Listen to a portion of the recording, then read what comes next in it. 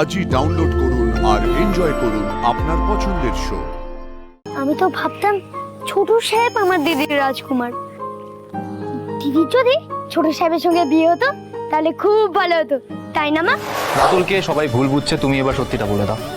At least এই সব সত্যি জানার অধিকার রাতুলের রয়েছে, এটাই আমি মনে করি। যাও বলো। কি বলছো বলো তো আয়ুষ, বুঝতে পারছি না তো। দেবীমা,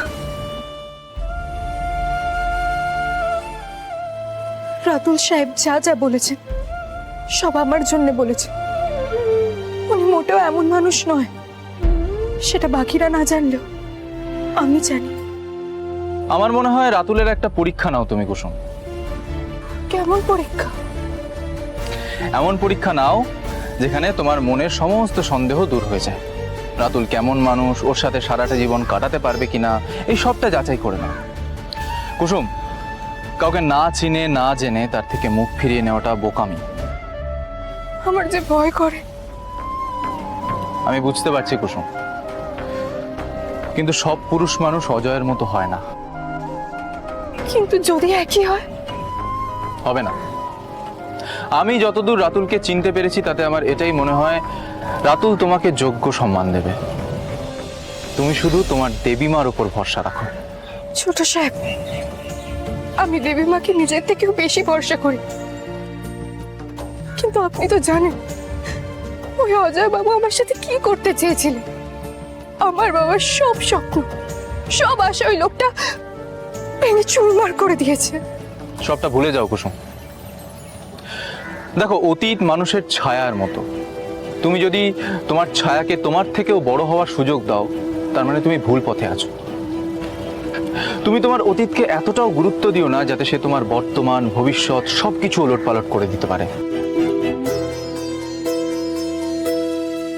কুসুম, তুমি রাতুলের পরীক্ষা নাও, তাহলেই সবটা স্পষ্ট হয়ে যাবে। কি করতে হবে আমাকে? তোমার জীবনে এমন একজন মানুষের দরকার যে তোমার ভরসা জিতে নেবে, আর এমন ভাবে জিতবে যাতে তুমি তোমার অতীতের সব কিছু ভুলে যাও। তুমি রাতুলকে বলো তুমি এই বিয়েটা করতে চাও না, কিন্তু তুমি এটা করতে বাধ্য হচ্ছ কারণ তোমার দেবীমা বলেছেন। তুমি রাতুলকে বলো ও যেন মাকে গিয়ে না বলে দেয়, যাতে মা তোমার উপর রাগ না করে। কিন্তু উনি যদি আমার এই কথায় রাজি না হয়? তাহলে বুঝবে যে রাতুল সঠিক মানুষ নয়। আর রাতুল সাহেব যদি দেবীমাকে বলেন যে উনি এই বিয়েটা করতে চায় না, তাহলে দেবীমা তো ওনাকে চাকরি থেকে বের করে দেবে। হ্যাঁ, আমি মাকে যতটা চিনি, মা ওকে চাকরি থেকে বার করে দেবে। ইনফ্যাক্ট আমাদের বাড়িতেও আর কোনোদিন ঢুকতে দেবে না। আর আই এম শিওর রাতুলও এটা জানে। তারপরেও যদি রাতুল রাজি হয়, তাহলে বুঝতে হবে তার কাছে তোমার কথার মূল্য রয়েছে। সে তোমার ইচ্ছের দাম দিতে জানে। আর যে মানুষটা কোনো মানুষের ইচ্ছের দাম দিতে জানে, তার সাথে ইচ্ছে মতো সারাটা জীবন থাকা যায় কুসুম। তুমি তৈরি তো? হ্যাঁ।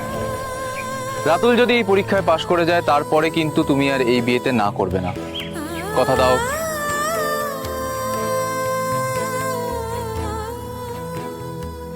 কথা দিলাম।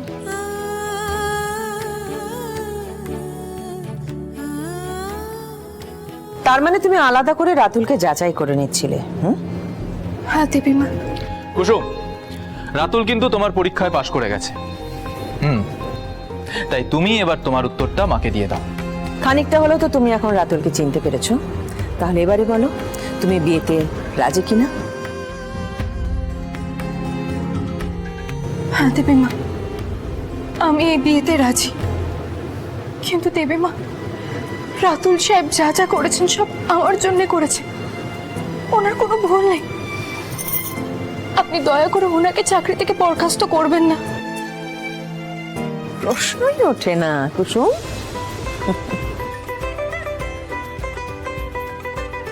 Welcome back Ratul. লাফাবে না।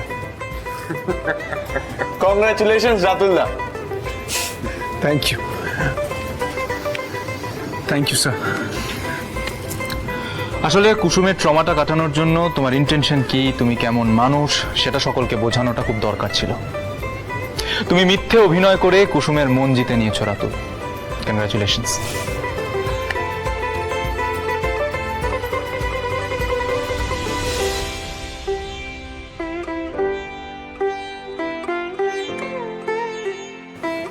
শঙ্কর, শুভ কাজে দেরি করে লাভ নেই। তোমার মেয়ের এনগেজমেন্ট কালকেই, আর সেটা আমাদের এই বাড়িতে। কর্তামা, আমি আগের জন্মে নিশ্চয়ই অনেক পুণ্য করেছিলাম, তাই এই জন্মে আমি আপনার আশ্রয় পেয়েছি। আপনি সত্যি ঈশ্বর, আপনি সত্যি সত্যি দেবী। তবে জেনে রাখো, তোমার এই ঈশ্বরকে তুমি আর তোমার মেয়ে মিলে কিন্তু বাঁচিয়েছো।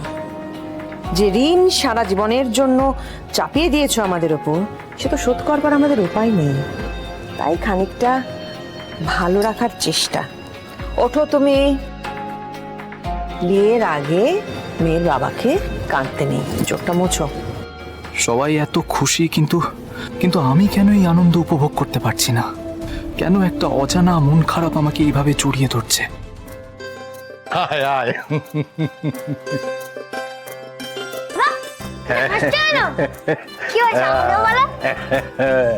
রন্টু, তোর দিদির বিয়ের কথা পাকা হয়ে গেছে রে। সত্যি ছোট সাহেব? আয়ুষ বাবাই তো রাতুল আর কুসুমের বিয়ের কথা পাকা করিয়েছেন। কিন্তু আমি তো এটা চাইনি।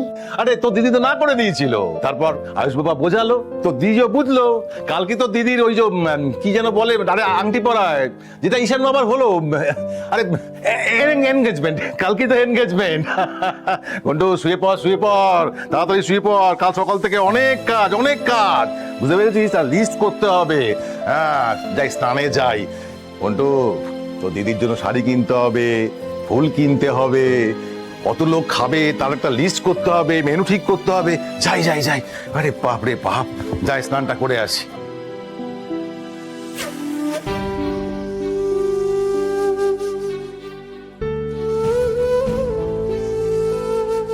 মা, দেবী মা আমার জন্য পাত্র পছন্দ করেছে। কাল আমার আংটি বদল আর আশীর্বাদ খুবই ভালো। উনি আমার ইচ্ছের দাম দিয়েছে। তুমি আশীর্বাদ করো মা, আমি যেন সারা জীবন ভালো থাকি।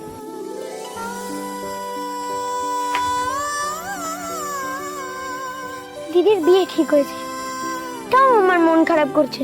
জানো মা, আমি তো ভাবতাম ছোট সাহেব আমার দিদির রাজকুমার। দিদির যদি ছোট সাহেবের সঙ্গে বিয়ে হতো তাহলে খুব ভালো হতো, তাই না মা?